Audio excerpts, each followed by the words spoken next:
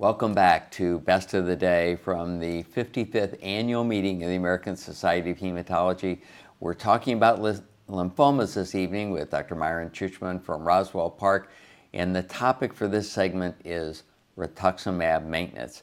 This remains a controversial topic from the presentation in the plenary session a couple years ago.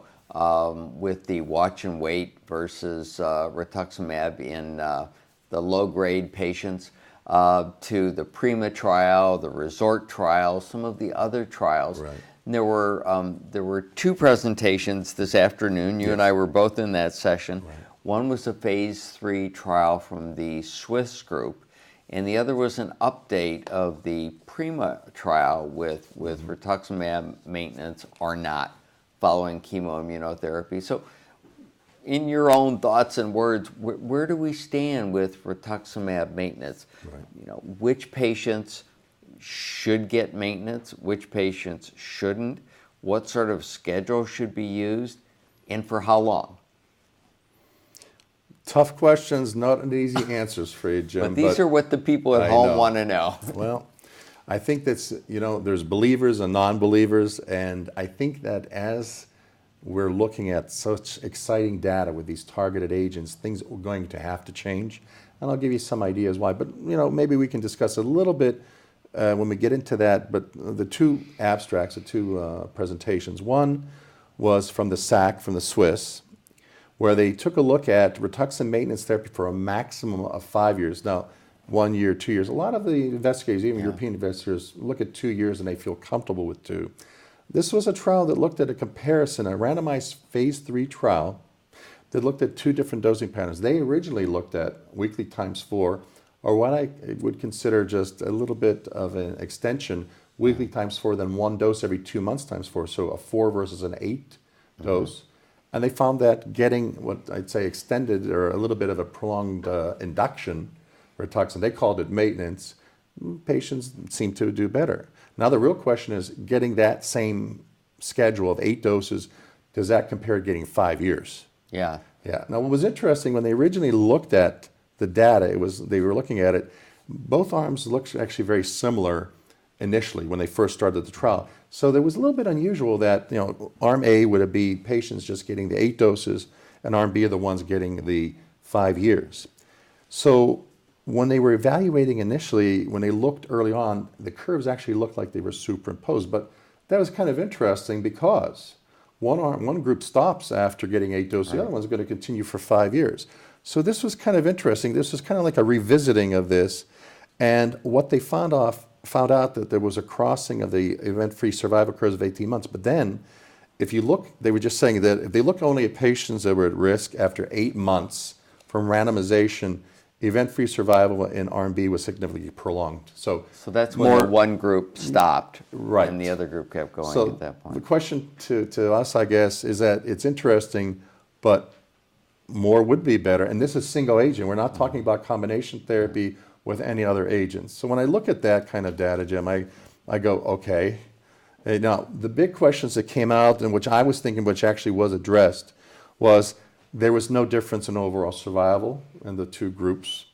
In addition to that, basically a lot of patients will say tolerated, but the question did come up, what were the quantitative immunoglobulins in the 2 groups? Right. And it was told that wasn't, either it wasn't measured or the data was not available.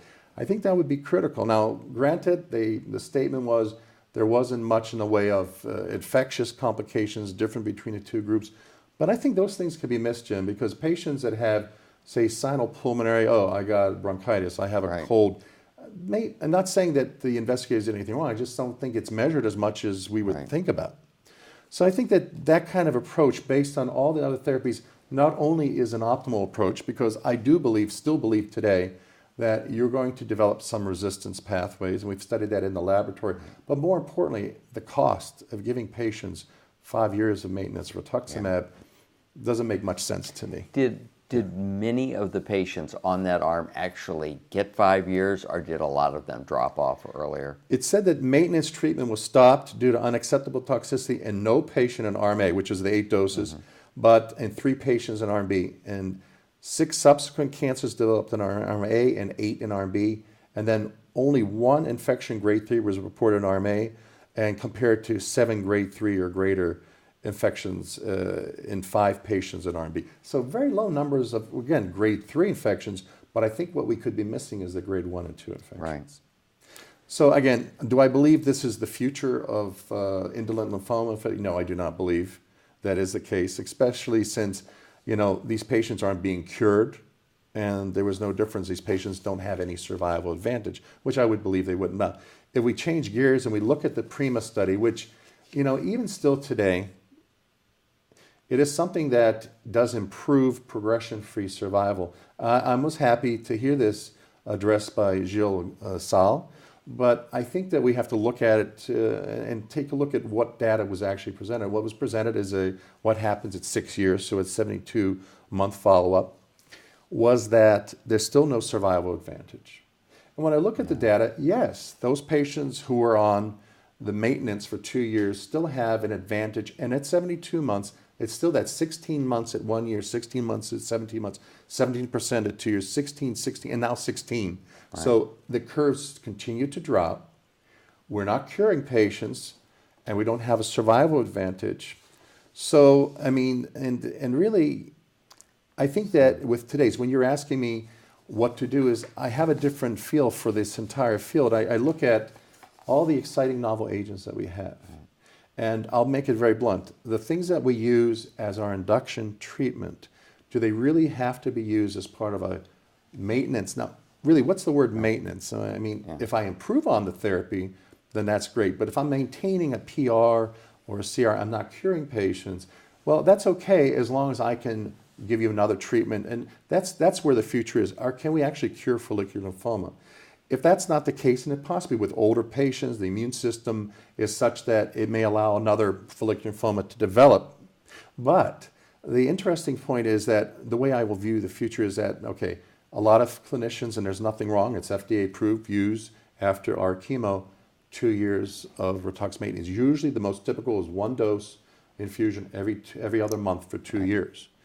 I have to tell you though, when I look at that, I don't see that the patients are having any difficulty responding to other therapies. Now, that was also mentioned. If you get 2 years, and it was interesting because it wasn't detailed, Jim. It said basically that the overall response rate to second-line therapy was reported by investigators to be around 79% in observation and about 76% in patients in the Rituximab maintenance. But when we were at the actual presentation, a number of investigators weren't using Rituximab along with second-line therapy from the presentation. And second of all, there could be a whole hodgepodge of treatments. I think what should be very interesting is to compare apples to apples. Which salvage therapy did patients receive in the 2 arms, and was there a difference in the response? Now, there might not be enough numbers to give us, say, statistical values, but I think just to look at the differences would be very interesting. What I'm going to tell you, Jim, is that, in my personal opinion, would be that we take patients, whatever upfront induction therapy we give. One idea is to combine it with a B-cell receptor inhibitor, perhaps, or lenalidomide. Mm-hmm. One is just to give the induction to debulk, and then using novel therapies that are not in our induction, give I like the word consolidation. I don't think we've got to continue for a year or 2 years with any therapy because they're expensive. The patients have to continue treatment, even if it's a pill. And I think that we could be running the risk of developing resistance. In other words, if we start a monotherapy and the patient has a dramatic response and they plateau, there's no further responses to that patient, I personally would think about saying maybe we'll get a drug holiday and see what happens. Right. But I think the future is going to be combining a lot of these agents and really getting an excellent, deep, complete remission, which I hope will correlate with long-term remission and less chemotherapy treatments for our patients. Very good. I appreciate your perspective. Thanks, Jim. All right, Chich. Well, thanks so much. Appreciate you coming by again. I know you've had a really busy week, so we appreciate your taking the time with us as usual. Thanks to all of you for watching this segment of Best of the Day. There is much more to come from this year's meeting of the American Society of Hematology.